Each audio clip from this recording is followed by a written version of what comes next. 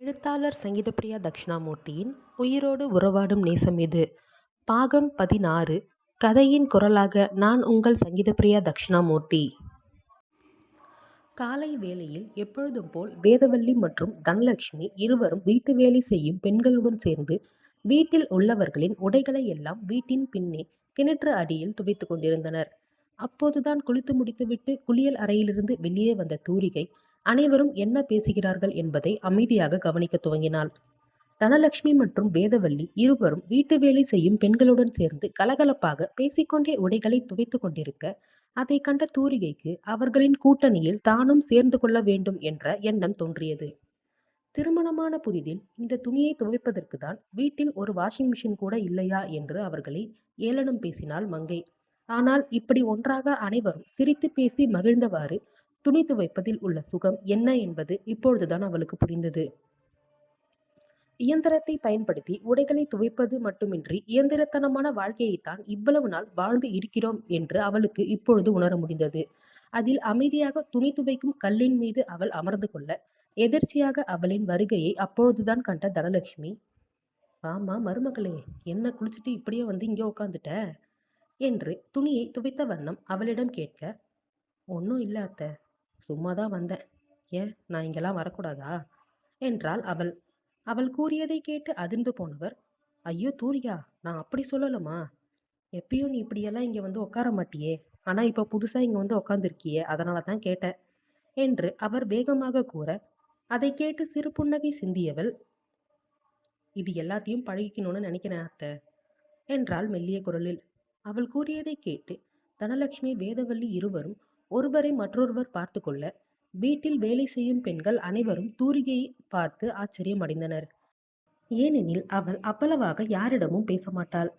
ஒருவேளை அமைதியான குணம் கொண்டவள் போல என்று அனைவரும் நினைத்து கொண்டிருக்க, அவளோ இவ்வளவு சாதாரணமாக பேசுவது அவர்களுக்கு ஆச்சரியமாக இருந்தது. தினமும் இப்படிதான் எல்லாரும் ஒன்றா சேர்ந்து துணியை துவைப்பீங்களா அத்தை என்று இப்பொழுது வேதவல்லியிடம் தூரிகை கேட்க, ஆமாம்மா, நம்ம ஊர் பொம்பளைங்களுக்கு எல்லாம் இந்த மாதிரி கலகலப்பாக பேசி மற்றவங்க கூட ஒன்றா இருக்கிறது தான் பழக்கம். அங்கே நகரத்தில் இருக்கிற மாதிரி எப்போ பாரு கையில் ஃபோனை வச்சுக்கிட்டு அதையே பார்த்துட்டு இங்கே யாரும் இருக்க மாட்டோம். எங்களுக்கு அதெல்லாம் பயன்படுத்தி பழக்கமும் கிடையாது. இந்த மாதிரி 4 பேர் கூட மனசு விட்டு பேசி சிரிக்கும்போது தான் எங்களுக்கு மனசுக்கு கொஞ்சம் நல்லா இருக்கும் என்று அவர் கூறியவாறு உடையை துவைத்து கொண்டிருக்க, அவர் கூறியதில் உள்ள உண்மை அவளுக்கு புத்தியில் உரைத்தது. அதில் தன் தயக்கம் விட்டு, சரி அத்தை, அந்த துணியை கொடுங்க, நானே அலசி போடுறேன் என்றாள் அவள் சாதாரணமாக. அதை கேட்டு அதிர்ந்து போனவர், ஐயோ, அதெல்லாம் ஒன்றும் வேண்டாமா, நானே அலசிக்கிறேன். உனக்கு இதெல்லாம் பழக்கம் இருக்காது. அப்படியே அந்த கல்லு மேலேயே உட்காந்துரு, கால் வலிக்கிட போகுது, கவனமா இரு என்று அவர் வேகமாக கூற, அதான் சொன்னனே அத்தை, எல்லாத்தையும் பழகிக்கிறேன்னு, அதனால இப்போ இருந்தே பழக ஆரம்பிக்கலாம், தப்பு இல்லை என்று சிறு புன்னகையுடன் கூறியவள் இடுப்பு சேலையை தூக்கி சொருகி கொண்டு அவர் கையில் இருந்து அவர் துவைத்த உடையை வாங்கினாள். அவரோ வேண்டாம் என்று மறுத்தும் அதை கண்டு கொள்ளாதவள் துணியை தண்ணீரில் அலச ஆரம்பிக்க, முதலாக இப்படி செய்வது அவளுக்கு சற்று கடினமாகத்தான் இருந்தது. ஆனால் மிகவும் மனதிற்கு பிடித்திருந்தது. அதன் பின்பு அவளும் அவர்களுடன் சேர்ந்து கலகலப்பாக பேசிக்கொண்டே அவர்களுக்கு உதவ துவங்க தங்களின் மருமகளின் மனமாற்றத்தில் மகிழ்ந்து போயினர் தனலட்சுமி மற்றும் வேதவல்லி இருவரும். பேசிக்கொண்டே வேலை செய்ததில் நேரம் போனதே தெரியவில்லை அனைவருக்கும். வேக வேகமாக அனைவரும் வேலையை முடித்துவிட, புதிதாக ஏதோ ஒரு உணர்வு தன்னை சூழ்ந்தது போல் தோன்றியது தூரிகைக்கு. இந்த மாதிரியெல்லாம் அவள் இதுவரை இருந்தது கிடையாது. ஆனால் இப்பொழுது இந்த உணர்வு அவளுக்கு மிகவும் பிடித்திருந்தது. மதிய உணவு தயாரிப்பின் பொழுது கூட அவள் தனலட்சுமி மற்றும் வேதவல்லி இருவருக்கும் உதவி செய்ய, அவளின் செயல்களை எல்லாம் சிரிப்புடன் பார்த்தவாறு மனம் மகிழ்ந்து போயினர் இருவரும். மதிய உணவிற்கு ஆண்கள் அனைவரும் வீட்டிற்கு வந்தவர்கள் உணவு உண்பதற்காக அமர்ந்துவிட்டனர். வயலில் வேலையாக இருந்த வீரா கூட வீட்டிற்கு வந்துவிட்டான். அனைவருக்கும் தன் கரங்களாலேயே பார்த்து பார்த்து பரிமாறினாள் தூரிகை. அவளின் செயலில் ஆண்கள் மூவரும் அவளை ஆச்சரியமாக பார்க்க, அதையெல்லாம் கொஞ்சமும் கண்டு கொள்ளாதவள் அனைவருக்கும் உணவை பரிமாறிவிட்டு நிமிர, அனைவரும் சிறு புன்னகையுடன் உணவை உண்ண துவங்கினர். அம்மாடி வள்ளி, காய் பொரியல் நீயா பண்ண? ரொம்ப நல்லா இருக்கே, எப்பவும் செய்யறதை விட இந்த தடவை வித்தியாசமா இருக்கே என்று ரசித்து ருசித்து உண்டவாறே அன்புமணி கேட்க, அதை எங்க நான் பண்ணேன், உங்க மருமக தான் பண்ணா. அவ ஏதோ வித்தியாசமா செய்யறேன்னு சொல்லி செஞ்சா. உங்களுக்கு பிடிக்குமோ பிடிக்காதோன்னு நானும் ஒரு பயத்துல தான் இருந்தேன். பரவால்ல, உங்களுக்கு பிடிச்சிருக்கு. அது வரைக்கும் சந்தோஷம் என்று வேதவல்லி கூற, வீராவோ தன் மனைவியை நிமிர்ந்து நீயா செய்தாய் என்பது போல் அவளை ஒரு பார்வை பார்த்தான். அதற்கு அவள் சிரிப்புடன் ஆம் என்று தலையசைக்க, சிங்காரமும் வாய்விட்டே புகழ்ந்து தள்ளிவிட்டார் அவளை. உண்மையிலேயே அற்புதமா இருக்குமா, குழம்பு கூட இன்னைக்கு ருசி வித்தியாசமா இருக்கே என்று அவர் கூறியவாறே சாப்பிட, இன்னைக்கு முக்கால்வாசி சமையல் பண்ணதே உங்களோட மருமக தான். நானே இன்னைக்கு செய்யறேன்னு எங்ககிட்ட அடம் பிடிச்சா.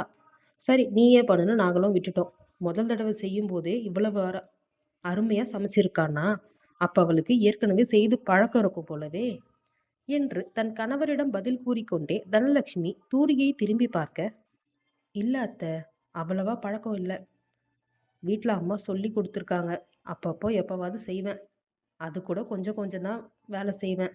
இப்போ கூட எனக்கு ஒழுங்கா சமைக்க வருமான்னு ஒரு சந்தேகத்துல தான் நானே செஞ்சேன் என்று அவள் கூற, வீராவோ எதுவும் கூறாமல் அமைதியாக உணவை உண்டு கொண்டிருந்தான். அவன் ஏதாவது கூறுவான் என்று அவள் ஆர்வமாக அவன் முகத்தை பார்க்க, அவனோ அவளை நிமிர்ந்து கூட அதன் பிறகு பார்க்கவில்லை. அதில் சோகமாக உதட்டை பிதுக்கி தலையை குனிந்து கொண்டாள் அவள். எழில்குட்டி கூட தன் அண்ணியின் சமையலை மழலை மொழியில் புகழ்ந்து தள்ளிவிட்டான். அம்மாடி மருமகளே, இவ்வளவு ருசியா சமைச்ச உன் கைக்கு தங்க வளையல் தான் போடணும் என்று அன்புமணி அவளை பாராட்ட, ஏன் இவ்வளவு நாள் நாங்க சமைச்சோமே, எங்களுக்கெல்லாம் நீங்க தங்க வளையல் எல்லாம் வாங்கி கொடுக்கலையே என்று நொடிந்து கொண்டார் வேதவல்லி. அதில் சிங்காரம் தன் அண்ணனிடம் ஜாடை காட்டி சிரிக்க, அடியே சும்மாரு, தினமும் நீதான் சமைக்கிற. ஆனா மருமக புதுசா சமைச்சிருக்குல்ல, அதனாலதான் அப்படி சொன்னேன் என்றாள் தன் மனைவியிடம் அன்புமணி.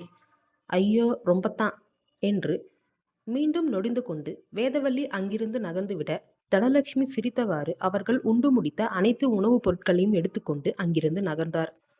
எழில் தன் பாராட்டை அவளுக்கு சாக்லேட் மூலமாக கொடுத்து விட்டான். அவனுக்கு தெரிந்த விதத்தில் பாராட்டுவது அதுதான். அண்ணி, சமையல் சூப்பரா இருந்துச்சு, அதனால தான் உங்களுக்கு இந்த சாக்லேட் என்று அவன் தன் தாய் தனக்கு வாங்கி கொடுத்த சாக்லேட்டை அவள் கரங்களில் திணிக்க, எப்பொழுதும் போல் சிரிப்புடன் அதை வாங்கி கொண்டவள் பதிலுக்கு அவனுக்கு கன்னத்தில் முத்தமிடமும் தவறவில்லை. அதன் பின்பு பெண்கள் மூவரும் உணவு உண்டு முடித்தனர். நீ மேலே போய் கொஞ்ச நேரம் ஓய்வு எடுமா, இங்க சமையல் கட்டில் அவ்வளோ நேரம் நின்று சமைச்சதுல உனக்கு நிறைய வேர்வை வந்தது, அதனால உன் முகம் பார்க்கவே களைப்பா இருக்கு என்று வேதவல்லி கூற, அதை கேட்டு சரி என்று தலையசைத்தவள் தன் அறைக்கு வந்தாள். அறைக்குள் வீரா அந்த மாதத்திற்கான வரவு செலவு கணக்கை பார்த்து கொண்டிருக்க, அவனை பார்த்து ஒரு பெருமூச்சு விட்டவள் அமைதியாக சென்று கட்டிலில் அமர்ந்து கொண்டாள். அவள் படிப்பதற்காக நிறைய புத்தகங்கள் அவன் வாங்கி கொடுத்து இருந்ததால் அதில் ஒன்றை எடுத்துக்கொண்டவள் அமைதியாக அதை படிக்க ஆரம்பிக்க, தொண்டையை செருமினான் வீரா. அதில் அவன் புறம் அவள் திரும்ப, அவள் முன்பு எழுந்து வந்து நின்றவன் அவள் கையில் ஏதோ ஒன்றை திணித்தான். பிரிச்சு பாரு என்று கண்களால் அவளுக்கு சைகை செய்தான் ஆனவன் அடுத்த நொடி.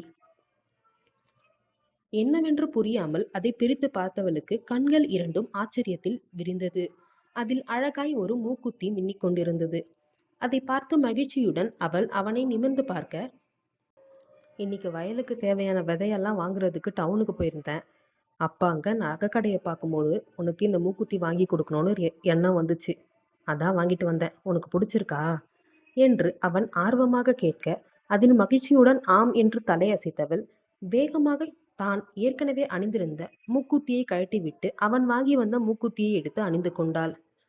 எப்படி இருக்குங்க என்று அவள் ஆர்வமாக அவனிடம் கேட்க, அழகான வெள்ளைக்கல் பதித்த அந்த மூக்குத்தி அவள் முகத்திற்கு அம்சமாக இருந்தது. அவனோ மெய்மறந்து அவள் முகத்தையே பார்த்து கொண்டிருக்க, அவன் பார்வையில் அவளுக்கு வெட்கம் வந்து ஒட்டி கொண்டது முகத்தில். அப்பா உனக்கு தங்க வளையல் வாங்கி கொடுக்கணும்னு சொன்னாரு. ஆனால் நான் அதுக்கு முன்னாடியே இந்த மூக்குத்தியை உனக்கு வாங்கிட்டேன். அருமையாக சமைச்ச என் பொண்டாட்டிக்கு என்னோட பரிசு இது. இப்போதைக்கு இதை வச்சுக்கோ. தங்க வளையல் இன்னொரு நாள் வாங்கி தரேன் என்று அவன் ரசனையாக கூற, நீங்கள் கொடுக்குற எதுவாக இருந்தாலும் அது எனக்கு ரொம்ப பெருசு தான் என்று அவள் வெட்கத்துடன் பதிலுக்கு கூற, அதில் தன் மனைவியை தோளோடு அணைத்து கொண்டவன் அவள் உச்சியில் இதழ் பதித்தான். அடுத்து என்ன நிகழப்போகிறது என்பதை அடுத்த அத்தியாயத்தில் காணலாம்.